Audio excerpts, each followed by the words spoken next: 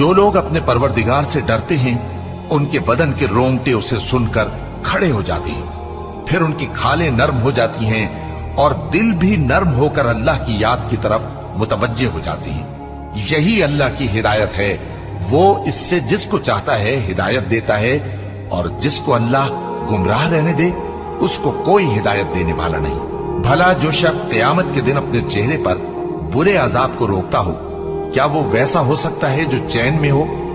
और जालिमों से कहा जाएगा कि जो कुछ तुम करते रहे थे अब उसके मजे चखो।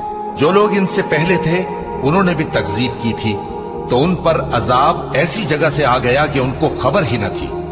फिर उनको अल्लाह ने दुनिया की जिंदगी में रसवाई का मजा चखा दिया और आखिरत का अजाब तो बहुत ही बड़ा है। काश ये समझ रखते। और हमने लोगों के समझाने के लिए इस कुरान में हर तरह की मिसालें बयान की हैं ताकि वो नसीहत हासिल करें।